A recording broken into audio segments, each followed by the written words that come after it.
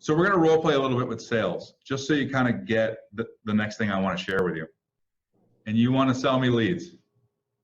Tell me what you can do. Yeah. Tell me what you can do for my business. I'm really interested in hearing. Okay. Well, Benjamin, first thing I want to know is, have you worked with a marketer in the past? A few of them, yeah. Some of them are good, some of them are bad, and then I had to take a break, but now I'm coming back to it. So I'm kind of, you really caught my eye with your marketing and what were those things, those videos you sent me where it was, I think they're called screencasts. Oh, the market analysis video. Yeah, I've not seen that stuff before. So you really caught my eye, you got my interest. And, most digital marketers, I don't know, they're kind of weird, don't you think? What I would say is that maybe it didn't work for your business, but why don't you tell me what worked and what didn't work, Benjamin? You said you worked with something fast, so I want to kind of get an idea of how it worked out. Yeah, absolutely. So I've done some SEO that worked well. I've got a good presence on the internet. I've never really done what you want to do, so I'm really open to that because I want to expand my business. I've had a couple websites built. That's about it. I mean, isn't all digital marketing the same? No, technically no. Like as you mentioned, you. So my hopes is that my agency will partner up with your company, obviously, and we'll show you ways to generate the leads. Obviously, they're not the same because you would have stayed with one versus the other. Okay. But we do a couple different. What I'd like to do is show you some of the things that piqued your interest in how it can benefit your business. Does that sound good, Benjamin? Absolutely. I can't wait to see that. Do I need a landing page? How much is that gonna cost?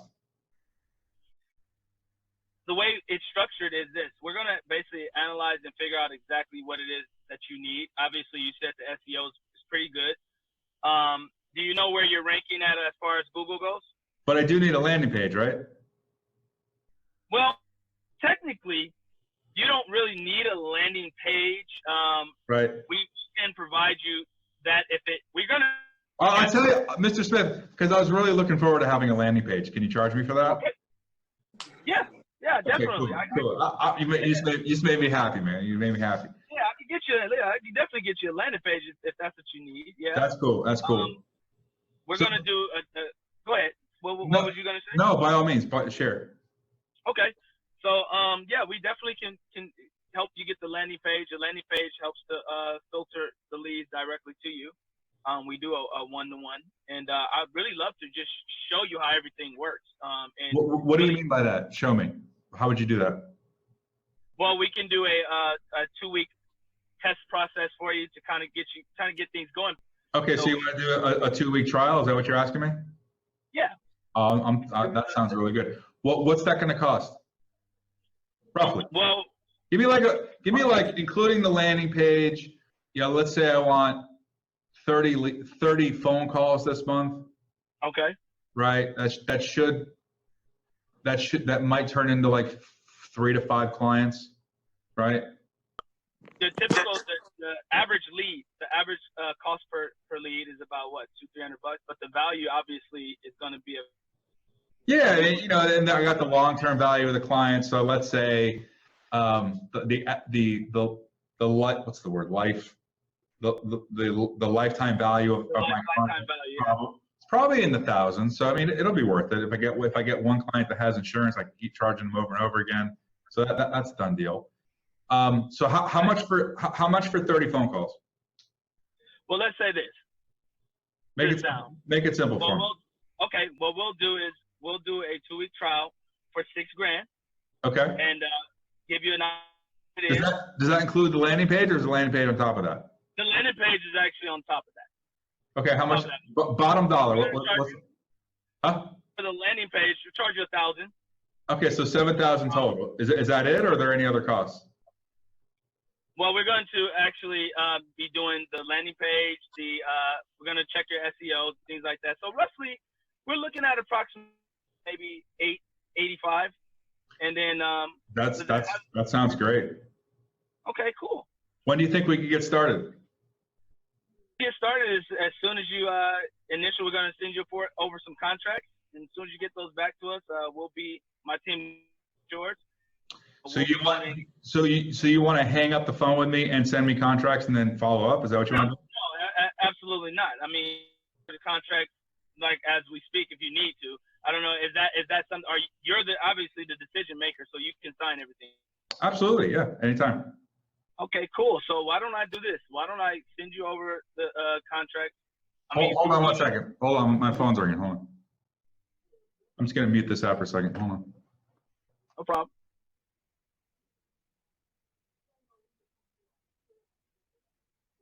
How's it feel? You about to make $8,500? Yes. Well, I'm going to be using. All right, Mr. Smith. Yes, sir. I love everything that you got to say. What I want you to do is I actually got to run right now, so I'm going to need some time to think about it. Can you send me over all the paperwork and I'll get back with you? But what was there to think about? Before we go, really quickly, I just want to kind of understand the process right now. What's going on in your head? I just need some time to think about it. Okay, how much time? It's not that I can't do the money and like I'm not broke or anything like that, but like with decisions like this, I really like to take my time. Is it okay if I think about it? I mean, sure, but it's a no. Like you said, you close about what, 3 to 5 clients? Yeah, totally. Yeah, I'm top closer, man. I ain't got no problem with that.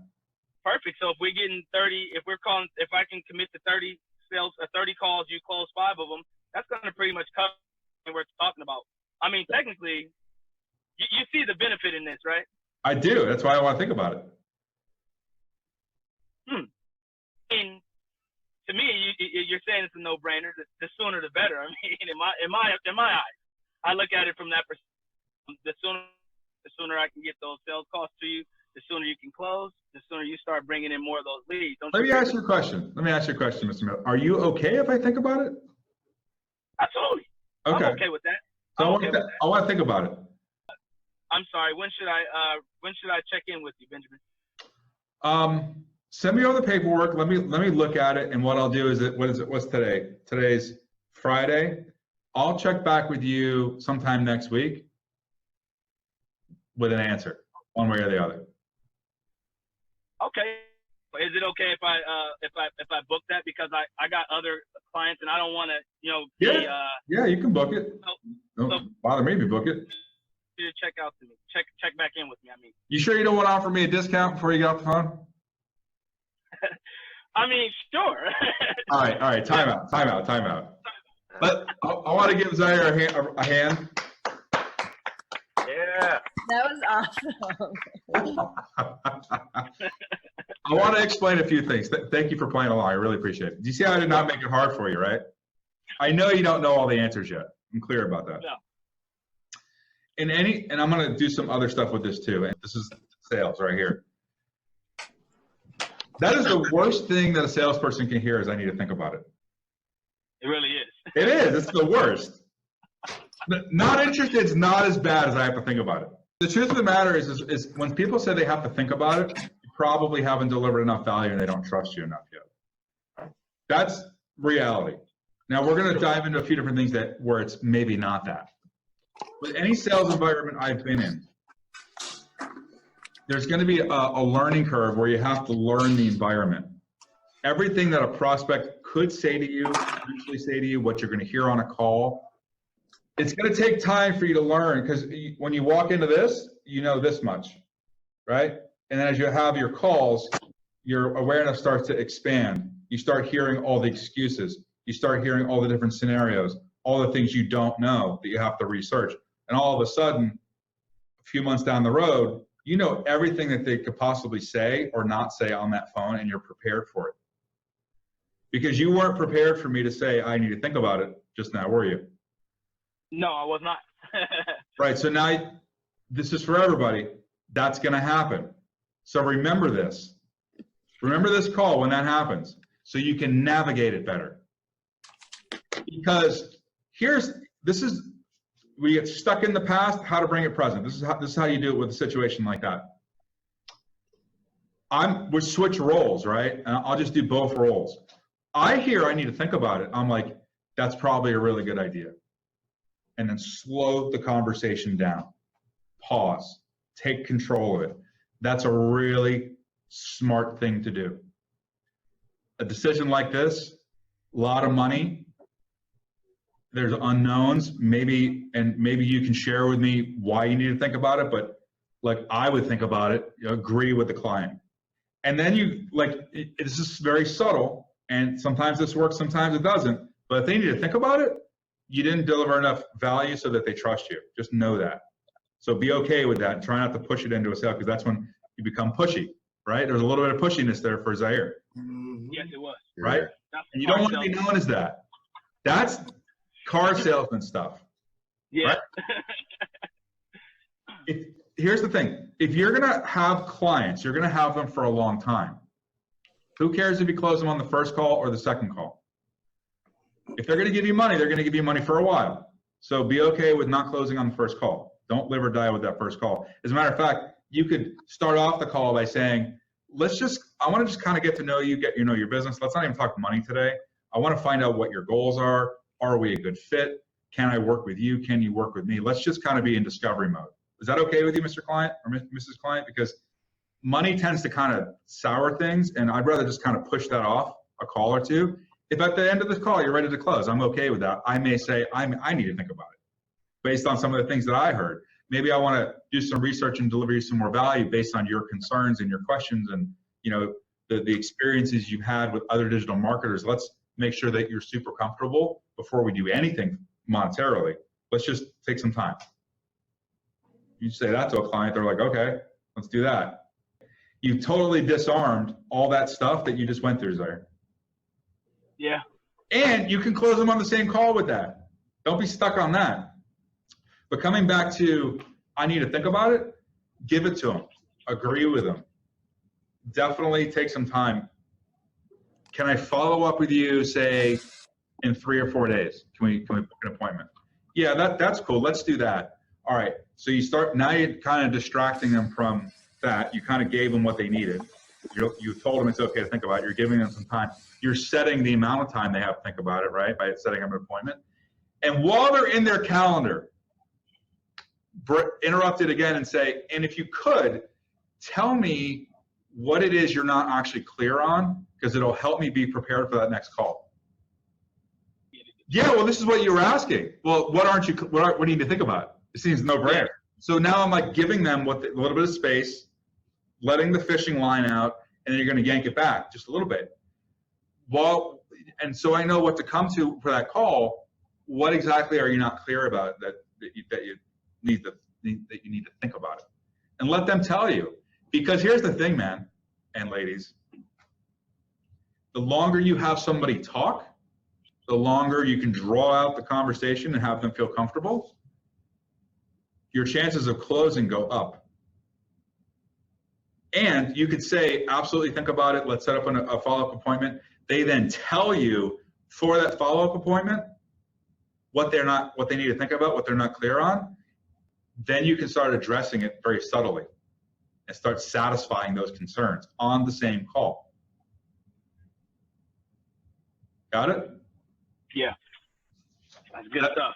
Is that supportive? Very much so. Better way to handle it. Been through it a few times, trust me. All right, but this is what I want to do with that, because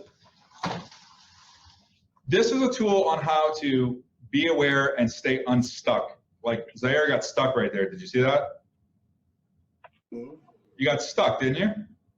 Yeah, absolutely. Because it was a whole type of thing. Let's find out why. So you heard, and this is, if everybody that doesn't have any background noise, if you could come off mute, I'm going to need your guys' input. And everybody could just jump in. When a salesperson hears from a prospect, I need to think about it, what do they start telling themselves about that person, about that prospect? Just honestly, basically you're telling them I'm losing them. That's kind of like what you hear. I'm losing them. What else? Give me something else. Uncertainty. He's uncertain about what's happening. They don't have enough information to make that decision. Yeah. Trust and value. Oh, yeah. Yeah. Oh, Trust. Yeah, that's a good one. not sure, right? Okay. What were the other ones? Trust and value. What about them? Like, he doesn't trust me. Yeah, he doesn't trust you. Is there a possibility that you could say this guy's wasting my time? He led me down that path, right? Yeah. Yeah. This could be the prick phone call. For those who have not done sales, and most people that have not done sales don't really like it. It's just until you get into it and you kind of figure out your own way to do it, you don't really like sales. What could you start telling yourself about sales in that moment? Sales what? Sucks. Or it's not for me. What might the salesperson start thinking about themselves in that moment? I'm not good. Huh? Maybe I don't know enough. They're not I'm not good. Not Not good good enough. enough? They don't know enough themselves. The self-talk that goes through someone's head when they I hear, can't do this. I can't do this, you said, right? Yeah. What's the stuff that runs through our head at the moment we hear, I need to think about it? So you got A like, lot of people feel like it's not worth it too. Like, oh, it's not worth it. not worth my time, right? Yeah. Or like, F this person. F this person. All right, that's good.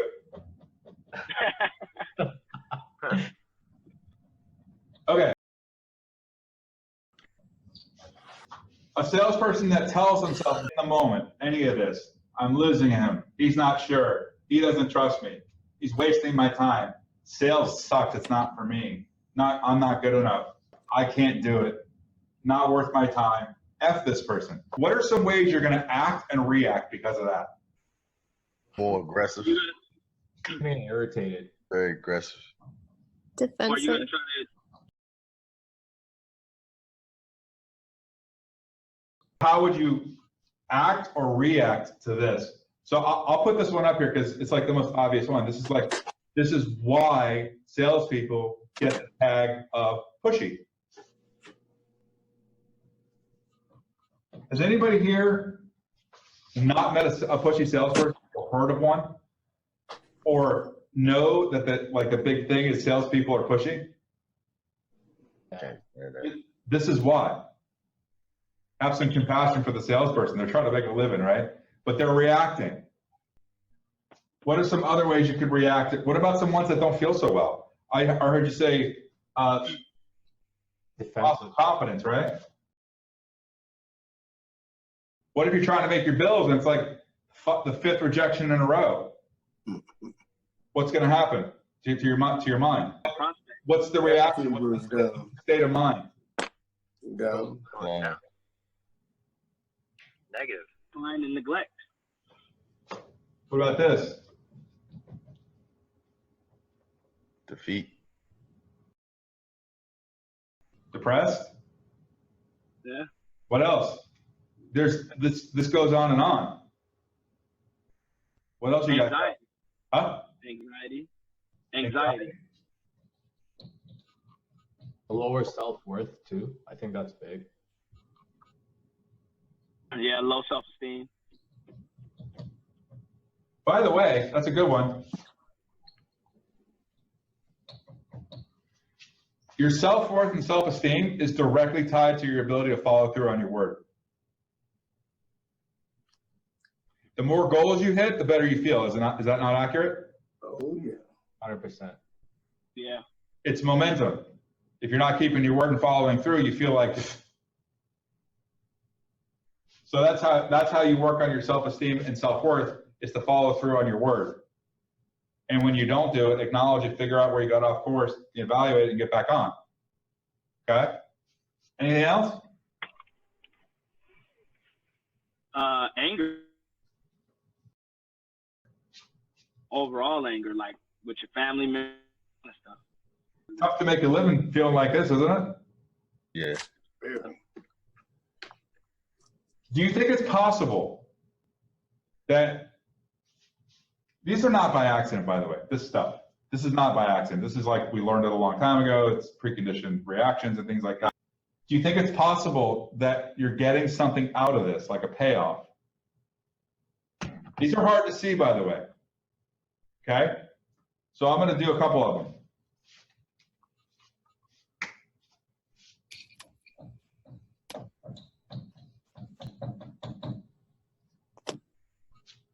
One of the most powerful payoffs is this.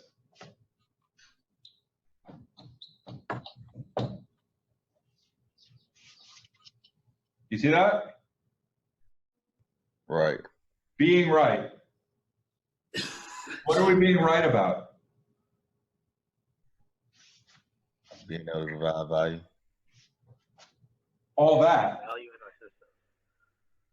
You're only going to find the evidence to be right about all this stuff that you think you're seeing. That's your payoff.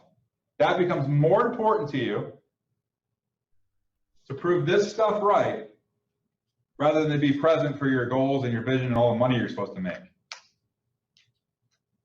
Make sense? Yeah, 100%. The other three that I did from the other board, what were they? Intentions, goals, and visions. Well, the 4 reasons why people don't follow through. Safe, comfort. Oh yeah, safety, security, Control. right, image. Control's huge because you don't have trust. Need to look good. Fear of change. Here's one that's really hard to see, but you can see this on children. Adults do this so much better than children do. But you want to know how to interact with your kids differently. Watch how they're getting all this. Anybody here have kids? I know Emily does, right? I got 4. You think this stuff is good for you? Watch your kids. You think kids are really good at this stuff? Adults are 10 times better because they don't know what's happening. Kids know exactly what they're doing. They're watching you and getting it from you. Yep. But watch this one.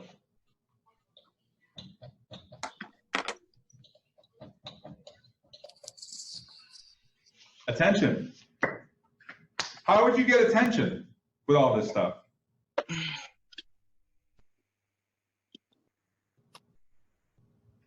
Well, I mean, it almost seems like you would start to display that in your actions somewhat.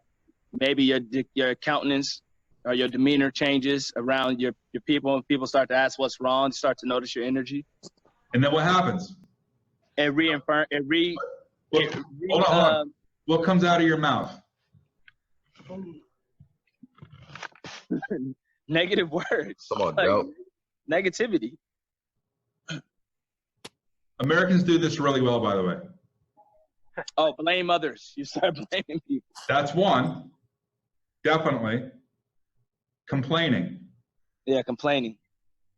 Complaining to get attention. So like that is so powerful for people because they will complain. The attention they get from the complaining is more important than the things that they say they want. Because you could rechannel that energy into being creative. That is true. That's true. Who said that? I did. Chris, let me turn the light on, my bad. Josh, how you doing? I'm good. Yeah, but I never put that two together. Like, I thought that was you that made that noise. I heard something. I heard someone go, oh. yeah.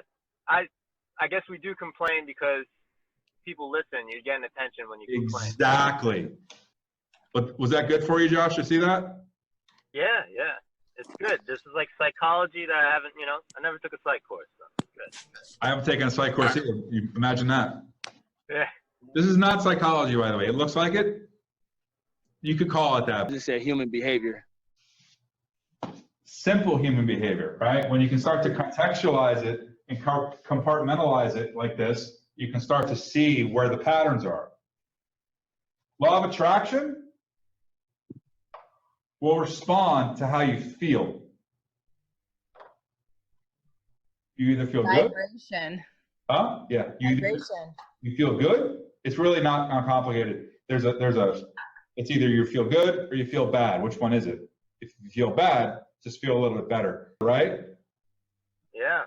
I Just want to be more intentional with my words and just my mindset. Yep. Now, I like to call these right here because it really has it put into perspective. I said that these become more important to you than all the stuff you say you want because you end up here. These are really payoffs. They're trade-offs. You're trading off all your dreams for this stuff. There's more too here. Like in relationships, people get this. Power over somebody, manipulative power. That stuff is like what becomes the trade-off for all the stuff that you say that you want. Based on results. Not good, bad, nobody did anything wrong. Based on results, if you end up with this stuff,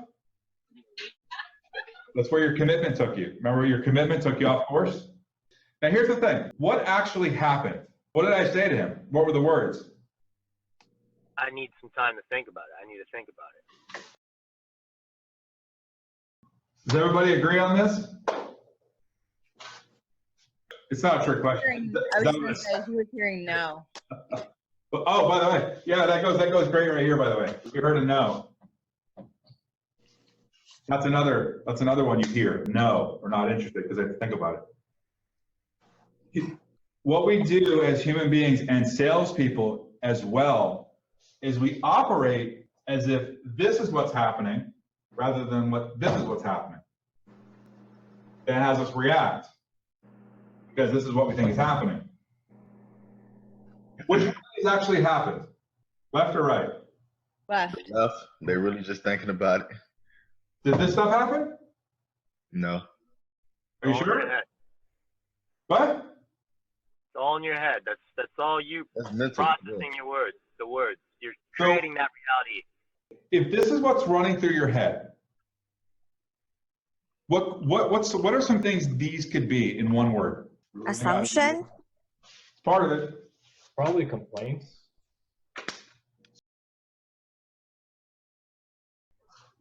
Interpretations. Oh, interpretation. You could put your assumptions here as well. Your opinions about what's happening. All this stuff. Making sense? Yes. Most people are walking around in the world operating as if this is what's happening rather than that. If you can hear that, you can respond instead of react. You think about it, I totally get it. It's a big decision. You didn't say the money was an issue, but that's a lot of money to me. So why don't we do this? Why don't we set up a follow-up call? Because listen, if we're going to do business, we're going to do business for a long time. Because I know I'm going to knock it out of the park for you. So why don't we set up a follow-up call and keep the conversation going instead of reacting, getting pushy and aggressive, and trying to I had somebody try to drop the price on me. I did this on a different call, and they started try to give me 50% off. His assumption was it was too much money. He heard it's too much money, so he dropped the price without me even asking. I'm like, I didn't even ask you to drop the price, and you dropped the price. You see what I mean? You can hear this stuff instead of this. You're going to be out there. Now, well, actually, I'd love to hear from a few of you about what's coming up, some ahas. It's really connecting for me with the what you said before, the imperfected action. How do you mean? The imperfect action, because typically, when you do sales in the car, at least the way I was taught, was that there's an answer for everything and you have to control the situation. But what you basically did was you controlled it by relinquishing control. Like you said, oh, that's a good idea. I mean, definitely. And by agreeing, it kind of gave the customer a sense of power and a sense of a little sense of calmness about the situation. In my opinion, that was almost imperfect when you're, from what I was taught in sales, because it's to think about a car decision and you say, you should think about it, and they walk out. You're not gonna you got to be careful. This isn't car sales. There's a I difference. know, right? Yeah. Well, hold on. There's a difference between a customer and a client. You might want to look up the definition Yes. of the difference between the two. Because a client, Yes. I think it's in the definition, you're actually looking out for their best interest. Yes. Customers, like a car sale, if you don't close them out in the first, you're never going to see them again. That's why they get pushy. That's why they get car salesmen. They're going to walk off the lot. They didn't buy. They probably won't be back. They're going to go somewhere else, or they just forget they don't even buy, something. That's Or why something comes up and they can't buy. I've done new, all kinds, yeah. Okay. But Yes. I've never done client interaction. That's why I've never had a notion of I never considered the difference between a client and a customer. Because even when you got people you deal with for a long time in the car sales, they can turn on you in a second, man. So right in here, check it out. This moment right here, where you have that reaction, the 4 agreements.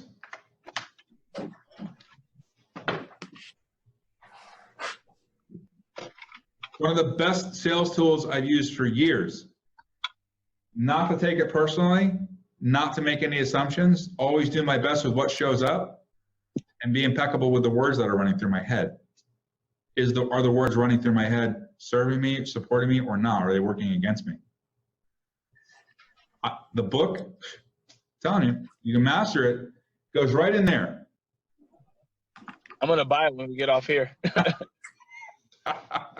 Good stuff, good stuff. Bill, is this supportive to what we were talking about earlier? 100%, yeah. Are you guys getting a lot of value out of this? Yes, tons of value. And Yes. pretty much my goal, there's another tool I want to share with you similar to this, but it's a little bit different. It lays out how the mind works in a very simple diagram. So that we talk about the creative flow state. It goes there.